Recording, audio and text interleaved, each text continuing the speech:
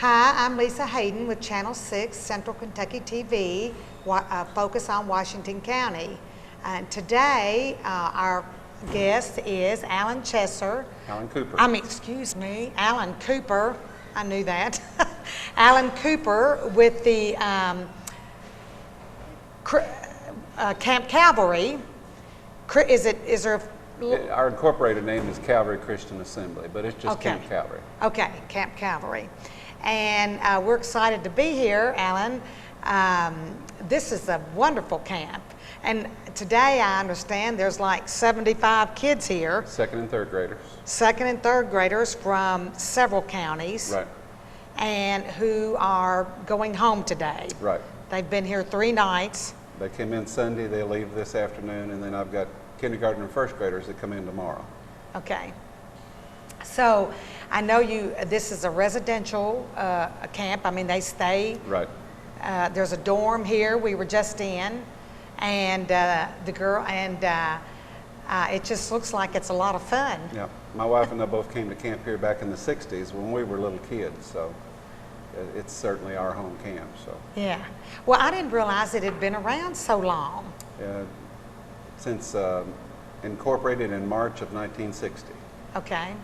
And with the Christian churches, the Christian churches organized this. Right. And you started out, I think, at the old Camp Bingham. Camp Bingham. Right. 1961 and 62, they actually held camp at the old 4-H camp down in Tatum Springs. So 63 was actually the first year that they had camp on the property here. Okay. And I think this place has really expanded. Right. We've grown. When we back in the 60s, I think there was 26 acres, and now there's almost 400 acres here. Oh my gosh.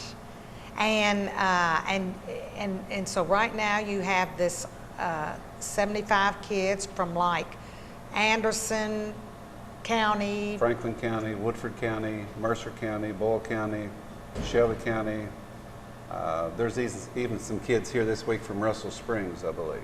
Okay. So we take in a pretty wide. Are they area. Referred from the churches?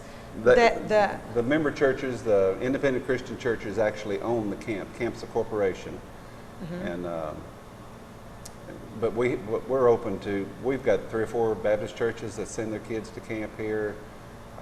We don't have any restrictions on who can attend. And so right now, okay, so this is the little ones right now, and then you're going to have coming in. Even littler ones. This is second and third grade, and kindergarten and first graders come in tomorrow, and they spend 1 night, and they'll go home Friday.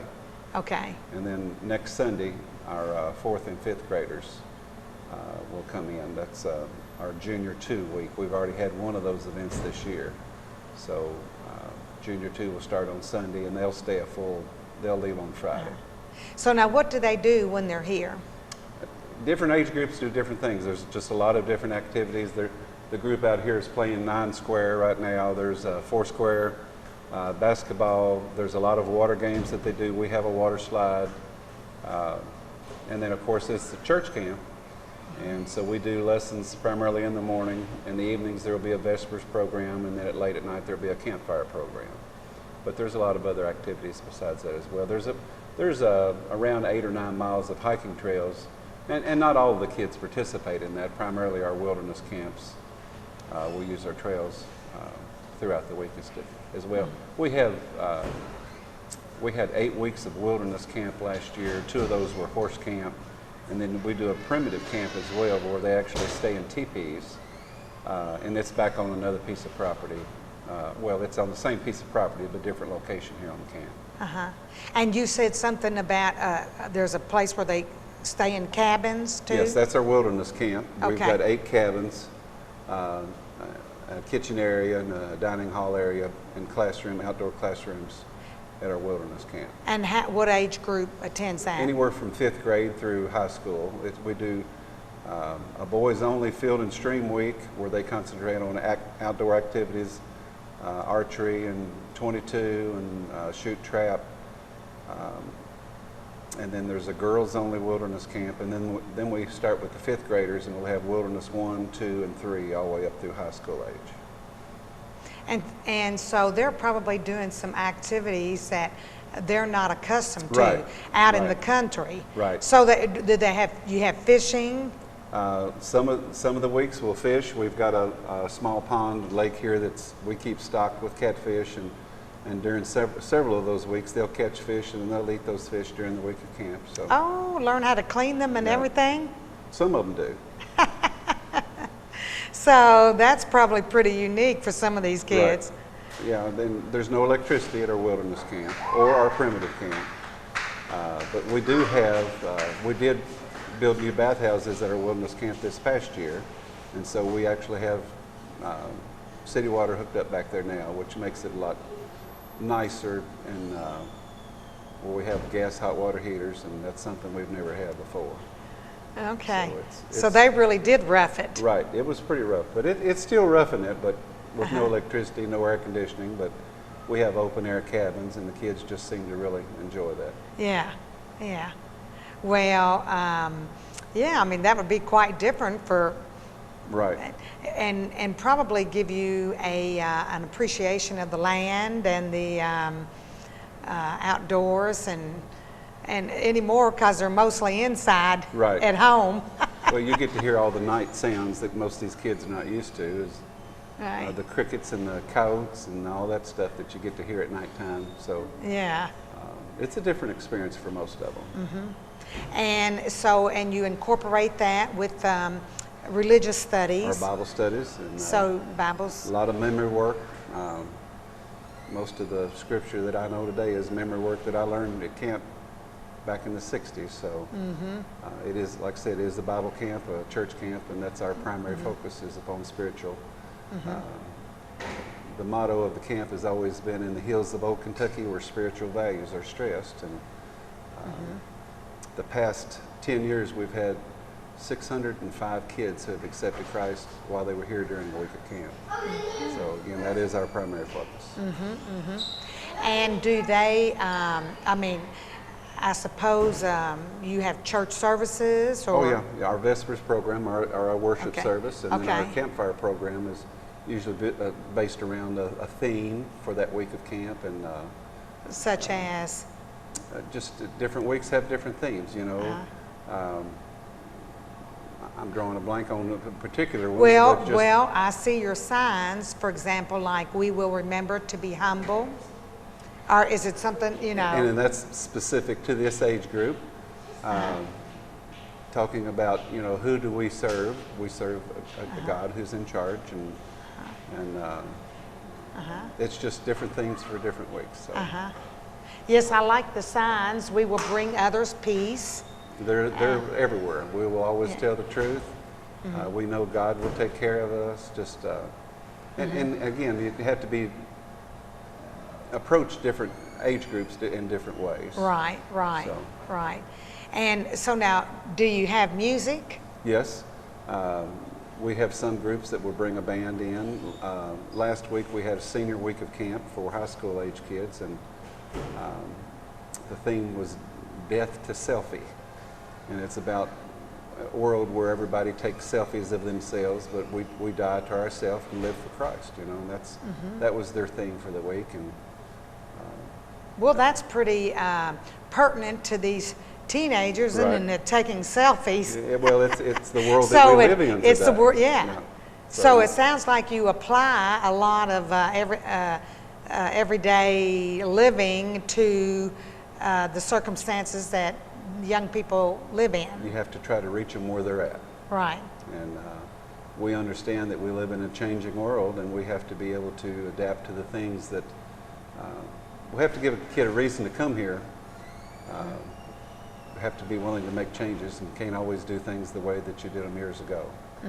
So Now, do the families come out? You have family night, or? no, we don't encourage families to visit, and it creates a lot of homesickness, especially with the younger kids. I've seen situations where a mother or a grandmother may want to come visit, and sometimes the kid end up going home with them. It's a lot of these kids, it's the first time they've ever been away from home. Yeah, and it's Yeah. just part of the growing up process. Yeah. That's why we do a one-night event for the kindergarten and first graders. Just give them an opportunity to spend one night here, and then the first chance weeks are, which is this group that's here this week, they spend 3 nights, and then after that they spend a full week. 5 nights. That would 5 be nights, 5 right. nights. Okay. And now, children pay to come. Right. We charge approximately half of what it actually cost us for a week of camp. A full week of camp is $195, I believe, and that's about half of what it actually costs. But we do offer scholarships for families who are unable to be able to afford to come to camp.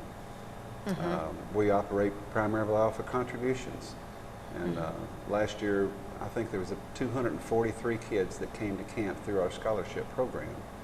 Wow. Almost $34,000 that was contributed so that those kids were able to come who couldn't afford to come. Yeah, yeah. Now, you have lots of camps here all Right. through the summer. Right. And so I know you have a camp for children who have emotional and physical Our disabilities. Adventure Camp program, we started about 15 years ago. We do 4 of those a year now. We do 2 in the spring and 2 in the fall for those with mental and physical disabilities. And we usually have 25 to 30 campers. It's more of an intense week because if we have 25 campers, we need 25 faculty. And it's more of a one-on-one type of a situation. And we have all ranges of disabilities, from some who are slightly disabled and then some that are extremely disabled and require a little bit more attention. But it's something that's really good, and I think it's grown. And one of the biggest problems we have with that is finding enough individuals to work faculty for those events. But we do pretty well with that. It's a good program. Well, I know you've had kids in wheelchairs, and We have some that are completely disabled and unable to speak, but they still get the smile on their face from being here. And we do wagon rides with them. We have a special wagon that we built several years ago that we can get. It has 72 foot of bench seats on it and room for 6 wheelchairs. It has a wheelchair ramp, and we're able to take them on a wagon ride just like we do the rest of the kids. So. oh, how nice. Very nice. And then you also have children who have some behavior disabilities. We have had kids during our regular weeks of camp who come from maybe through law enforcement or something that we try to work with, and for the most part do a pretty good job being able to deal with those kids. So we have some off-site trips that we do, one with high school kids, one with college kids. We do 2 weeks ago we did a trip to Eastern Kentucky for a missions trip, and then we do 2 more trips during the year. Last year was to Haiti, and then this year I think it's Barbados that we're go and work on the mission field Now, through the camp. who goes on that? Some are high school kids, and some are adults, young adults that will go on some of those as well. I know John and Jill Settles are getting ready to leave in a week or so on one of our trips. Where are you going then? I believe that one's Belize. Okay. I have so many. We have 29 different events through Wow. the summer, and it's sort of hard to keep up with all of them. And then last year we had 40-some events other than our camping program. So we have groups here just about every weekend year-round for church retreats and picnics and ladies and men's retreats and those types of things. Wow. Boy, are you in charge of all that? I'm the camp manager, and my wife runs the kitchen, and my daughter runs the office, and camp's grown quite a bit since we've been here. We've been here 27 years, and like I said, we came to camp here when we were kids, so it's definitely a labor of love to see. You get to see, when you're doing something that you can tell has an effect on people. It's pretty rewarding to be a part of it. Yes, yes, indeed. And you mentioned too that one of your camps you have horses, I think. We do 2 horse camps, one in the spring and one in the fall. Okay, and what is that exactly? We lease some horses from some people here in the community, and we'll have kids come in on the weekend. They'll come in on a Friday evening and leave on a Sunday afternoon. And, do you do like trail yeah, rides? like I said, they will ride the trails here at the camp. We've got about 7-8 miles of trails here on the camp, and they'll ride.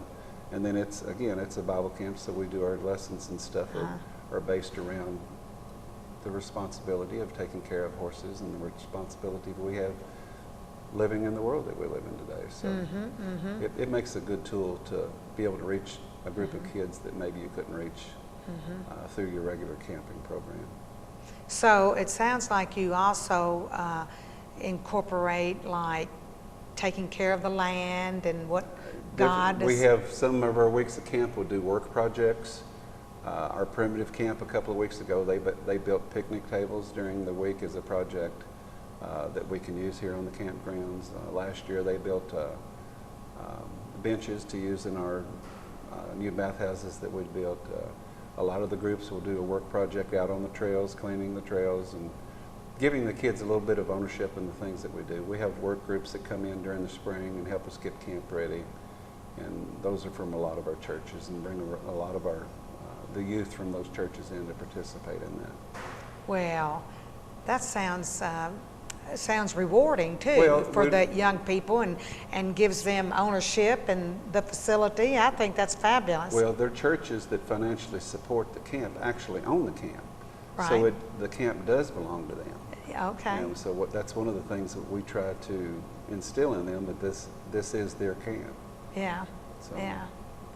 And now, and you say this goes on all year long then? We have not events. Now, December and January and February sometimes are a lot slower than the rest of the year, but other than that, we have groups here just about year-round, every weekend. And adults take retreats here from Right. We have churches from all over the area. We have churches from Lexington, Louisville, Richmond, who would do weekend retreats here. Even if their kids may go to a different camp through the summer, they'll still do winter retreats and different things here throughout the year. Sounds like you have a lot to organize and manage. It's grown quite a bit since we've been here, and it is, but it's worth it. Yeah. It's worth it. Now, do the people that, like the adult leaders here right now, are they all volunteers? Yes. We had over 500 people last year who volunteered to work to be a part of our camping program. We couldn't exist without that. Of course, we run background checks on anybody that spends the night with our kids, and we're pretty strict about who stays with our kids. But the dean for this week of camp is from one of the churches in Danville, and he brings a lot of his faculty from members of his congregation in his area. And then there's people from some of the local churches here as well too. Yes. I saw Charlotte Settles. Right. And she's been working camp faculty since before I started here. So. Yeah. And her sons, Right. they help. They've grown up here at camp and are a big part of the things that go on here at camp. Yeah, yeah. And so all volunteers. That's pretty impressive. There's 5 of us that are full-time, 4 of us that are full-time. And then through the summer, we'll hire some young men and some young ladies to work. The ladies will help in the kitchen and the young men will help on the grounds. So there's about 10 of us through the summer that help keep things going. Okay. Yeah, because you have a full kitchen. You're serving, I Right. guess, breakfast, lunch, and supper. Right. I cooked 200 pancakes this morning for breakfast. So Oh, my God. it's usually pretty interesting around mealtime around here. Things get pretty exciting. Yeah. And so, I mean, it looks to me like you've got everything that you need. I mean, It takes a lot of money to operate, and like I said, we operate off a contribution. So, but the Lord is blessed. He's always provided everything that we've ever needed. Well, is there anything else you'd like to share with us today? I just encourage parents to give their kids an opportunity to participate in something like this. There's always something going on in kids' lives. And there are two things for sure. Every kid during the summer will create new experiences in their lives, and they will meet new people. And the thing as a parent, as a grandparent, is to make sure that those experiences and relationships are positive experiences and positive relationships. And I just think that this place goes a long way toward providing that for kids. Like I said, I came to camp here, and some of the best friends I have in the world are kids that I met here back in the 60s and early 70s. And Christian camping changes lives. I suppose you have programs that you follow, like you say, you have a theme each camp, and so you get materials and things that apply Right. to. The deans will supply the curriculum and stuff for those activities and throughout their classes, and they'll get that curriculum to their teachers throughout the spring of the year for them to be able to be prepared for those activities. Now, if someone wants to refer someone, how do they do that? Or if they want their child, They can go online, kycampcalvary.com, and our website. They can get an application, fill their applications out online. Everything's pretty much automated anymore. So. and I suppose, like you say, the churches refer kids, and Right. I know that when I worked for Communicare, we referred children, and then I don't know, word of mouth, or you're in the experience phone book too. Right. We have a Macville address and a Willisburg phone number, so we're pretty easy to find. Just do a search for Camp Calvary. Okay. Well, I know that I've talked to many people through the years that have attended camp here, and they've had a wonderful experience. And in Washington County, there are lots of people who've attended and lots of people that volunteer. Right. And I suppose you always need volunteers too. Always need people to help, and so they can call you, Right. Alan, to participate in right. that. And always looking for people to help out in any way that they can. So there's physical needs of the camp, there's financial needs, and one thing that everybody can do is pray for the camp. And like I said, Christian camping changes lives, and there's a lot of these kids that live in situations that I grew up in a Christian home, and things that I can't even imagine, or a lot of these kids are having to live with every day of their lives. And,